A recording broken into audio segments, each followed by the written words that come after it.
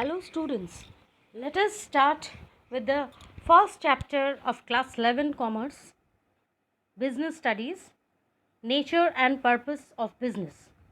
Business, as you know, all of you have seen, some of your parents may be doing business. You are seeing so many shopkeepers, they are doing a variety of business. But according to commerce, what is the definition of business? Let us learn in detail. So, business means an economic activity which is done for the purpose of production and sale of goods and services on a continuous basis for the purpose of earning profit and with the aim of satisfying your customer. So, what are the human activities? So, in every society, people undertake various activities to satisfy their needs, and these activities can be broadly classified into two groups, and it is known as economic activities and non-economic activities. Now, economic activities and non-economic activities, these are the two terms which you are hearing for the first time. So, economic activities, you can say, are those activities which are done or which are measurable in terms of money, and non-economic activities are those activities which are not measurable in terms of money. Like a teacher teaching in school is an example of economic activity, but a teacher teaching her daughter or son is an example of non-economic activity. Now let us come to the next part. Now all of us know that business is a very wide term. Now what is the nature of business? Let us know in details. What things should be present in business so that we can call it a business? So a business is an economic activity. So just now I said that economic activity are those activities which are done for the purpose of earning money. Next comes buying and selling. So in business there has to be a continuous production and sale of goods and services. Next, the process must be a continuous process. That means the production in the factory will never stop. It has to be an ongoing process.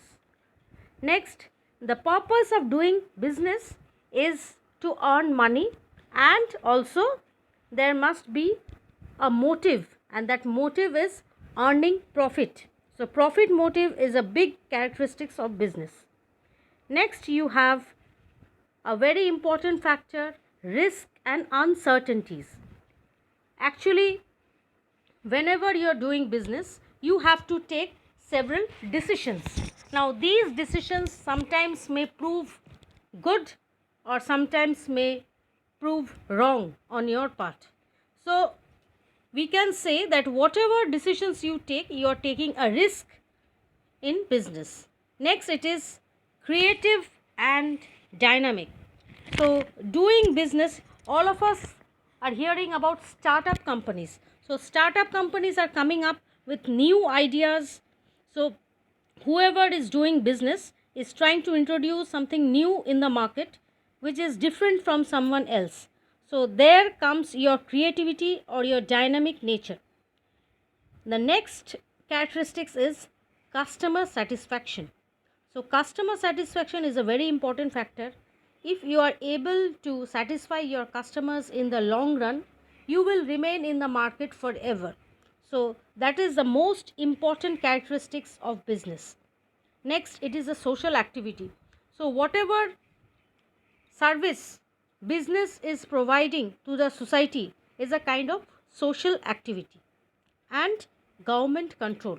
Definitely government keeps on intervening into several matters to see whether everything is going fair and just, or people are doing everything in a proper manner or not. So government intervention is there in business. So now let us go in detail into the characteristics. The profit motive. Now profit is what? It is an indicator of success and failure of business. It is the difference between income and expense of the business. You can say it is a return on investment. So profit acts as a driving force behind all business activities. Profit is required for the survival as well as growth and expansion of the business.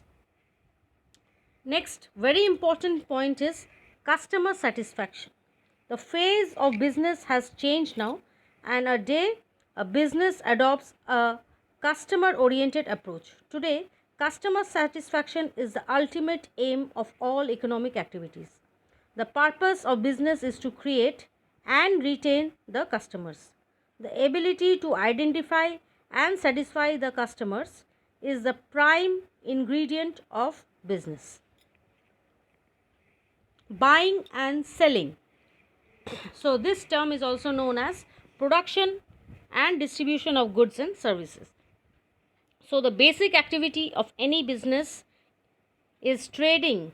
The business involves buying of raw materials, plants and machinery, stationery, property, etc. On the other hand, it also sells the finished products to the customers, wholesalers and the retailers.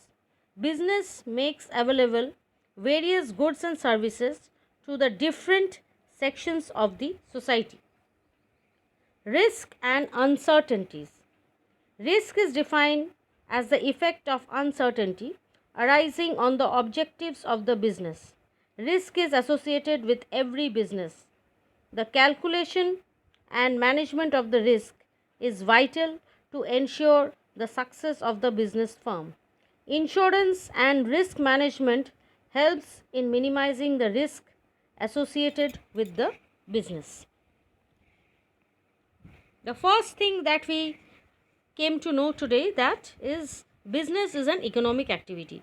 So economic activity, business, is production and distribution of goods and services, which in turn provides employment opportunities in different sectors like banking, insurance, transport, industries and trade. So the question is, what does a business do? Businesses processes inputs to create goods or services.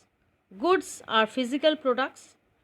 Consumer goods can be generally public and can be durable or non-durable.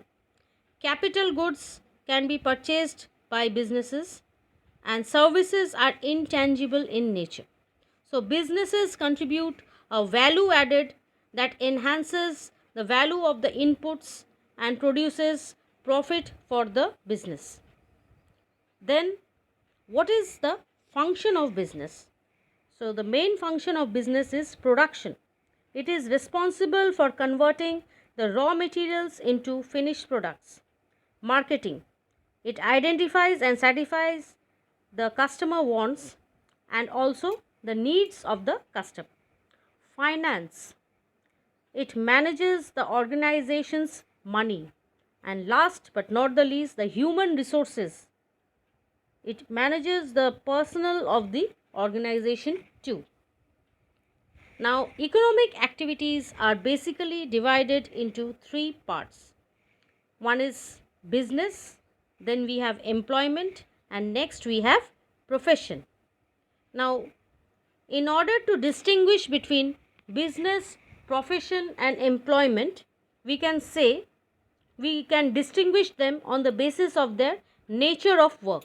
It provides services to satisfy human wants, business, and profession is rendering of personalized services. Employment means performing work as per services contract or rules of the services. The next basis of distinction is reward. Reward is in the form of profits in business. The professional people take charge professional fee, and employees who are working under their employer earn wages or salaries. Next, it is risk. Risk is a very big factor which works maximum in case of business, and fee is generally a regular and certain minimum risk in case of profession, and there is little or no risk as wages and salaries are fixed in case of employment. So let us see in details how can we distinguish between business, profession and employment. So the nature of work, I said just now that it is provision of goods and services to the public, and here in case of profession it is rendering of personalized expert services, and in case of employment it is performing work as per the service contract or the rules of the service. Okay. In case the mode of establishment of business is entrepreneur's own decision and legal formalities if necessary. In case of profession, the membership of a professional body and a certificate of practice is very much required to show a person is in profession. And in case of employment, you can say an appointment letter or a service agreement is very necessary to show that you are in service. Qualification, in for business you don't require any kind of qualification, but in case of profession, expertise and training in a specific field is a must. In case of employment, qualification and training are prescribed by the employer and it depends upon the nature of the work. In case of business, the reward is profit. In case of profession, the reward is professional fee, and in case of employment, the reward is salary or wages. The first thing to start a business is the requirement of capital. So without capital we cannot do business. A very limited amount of capital is required in case of profession to get the degree of your qualification, but in case of employment no capital is required. Risk factor is high where profits are uncertain and irregular. Fee is generally regular and certain, but there is a little amount of risk involved in profession. But in case of employment, there is no risk as your salary or pay is fixed and it's regular. Transfer of interest. It is possible to transfer business. Transfer is possible with some formalities. But in case of profession, you cannot transfer your degree to some other person. And in case of employment also, once you have got the job, you cannot transfer the job to any other person. Code of conduct. There is no code of conduct in business. Professional people have to pay importance to the code of conduct. As you know, doctors have a separate uniform, a policeman has a separate uniform, a postman has a separate uniform, a nurse has a certain uniform. So a professional code has to be followed in a profession. And employment, it depends upon the employer who is employing you. So let us revise the business characteristics in one step. So we can say business is an economic activity. There is involvement of buying and selling. It is based on earning of profits. A risk factor is employed. Next, satisfaction of customers is very important. It is a continuous process, and of course it is a social activity. Now I hope children, all of you have understood the nature and purpose of business. Now business is basically classified into two parts. First is industry and next is commerce. Now industry is divided into three parts. It is known as primary industry, it is known as secondary industry, and the third part is known as tertiary industry. Commerce basically is divided into two parts, trade and auxiliaries to trade. Now let us see in detail the classification of industries based on the nature of activity. So primary industries are basically divided into two parts. Number one is extractive industry, another one is genetic industry. Next, the second industry is known as secondary industry, which is involved with manufacturing industries, and construction industries. The third industry is known as tertiary industry or service industry, and it helps both the primary as well as the secondary industries. The services involved over here are transportation, warehousing, insurance, banking, communication, and advertising. So, all of us have seen, just now we saw the classification of industries. Now, let us see the classification of commerce. Commerce is basically divided into two parts, trade and auxiliaries to trade. Now, trade again is subdivided into two parts, internal trade and external trade. Again, we further divide internal trade into two parts, that is known as wholesale trade and retail trade. And external trade is further divided into three parts. One part is known as export, another part is import, and the third part is entry port. Entry port trade means buying from one country and selling in another country. Then we have auxiliaries to trade, and these auxiliaries to trade help us in the process of business. It solves all the problems which occurs in business. So, transport, warehousing, insurance, banking, communication and advertising are all the parts of auxiliaries to trade. Now, we will classify industry. Industry is generally divided into 5 parts: genetic industry, extractive industry, manufacturing industry, constructive industry and service industry. Now, manufacturing industry is again further divided into 4 parts. You have analytical industry, synthetical industry, processing industry and assembling industry. So, hope this video was helpful in understanding the classification of business. We will discuss in details of the entire industrial sector in my next video. Till then, thank you for watching.